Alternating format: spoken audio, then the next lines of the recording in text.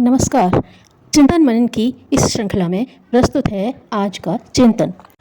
पाकिस्तान से लुटे हुए दो व्यक्ति कोई 54 वर्ष पहले एक नगर में आए। वे फटे हाल थे, हाथ में पैसा न था तो कोई किराए पर मकान कैसे दे। एक कहता मेरा सर्वस्व लूट गया, मेरी आलीशान इमारतें थी, बड़ा कारोबार था, अनेक नौकर चाकर थे, शहर में बड़ी प्रतिष्ठा थी, अब सब कुछ लुट गया, मेरा बुढ़ापा कैसे बीतेगा, मेरे बच्चों का क्या होगा, कोई मेरी सहायता करो। दूसरा कहता मेरे मित्र, मेरे पास भी यह सब कुछ था, अच्छा खाता पीता आदमी था, पर मुझ में वह मनोबल है जिसकी सहायता से मैं फिर हिंदुस्तान में वही इज्जत पैदा करूंगा जो सिंध पाकिस्तान में थी। दूसरे व्यक्ति को किसी ने मुफ्त में ही अपने यहाँ एक कमरा दे दिया। उसने अखबार बेचने का व्यवसाय शुरू किया। वह सारे दिन फेरी लगाता, कमीशन पर अखबार बेचता। उसकी तन्मयता देख उसके मालिक ने कमीशन बढ़ा दी। फिर उसने अलग से 2-4 नए अखबारों की एजेंसी ले ली। पुस्तक बेचने का पेशा भी चालू कर लिया।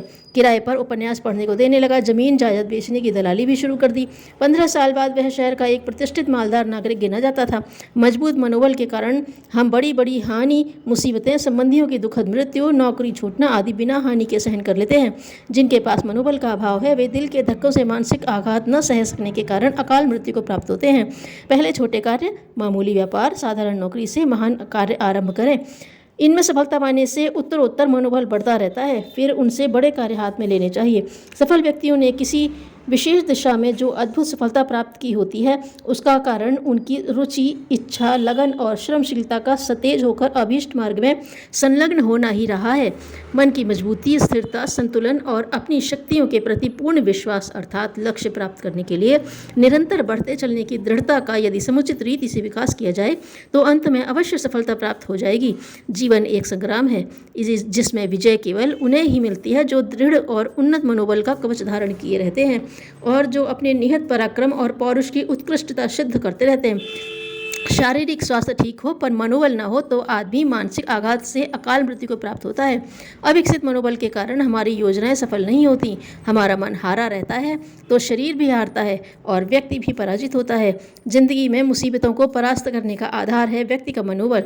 मनुष्य में महत्वाकांक्षाएं उठें और वह उन्हें पूर्ण करने का प्रयत्न करे। पौरुष में आशा और उत्साह का संचार होता है। निराशा राक्षसी दूर भागती है। लक्ष्य में सफलता मिल जाती है तो नए काम हाथ में लेने और उन्हें पूर्ण करने की शुभ प्रवृत्ति जागती है। प्रत्येक सफलता मनुष्य का मनोबल, मन की ताकत बढ़ाती है, पर क्रिया क्षेत्र में यह बात सदैव संभव नहीं है।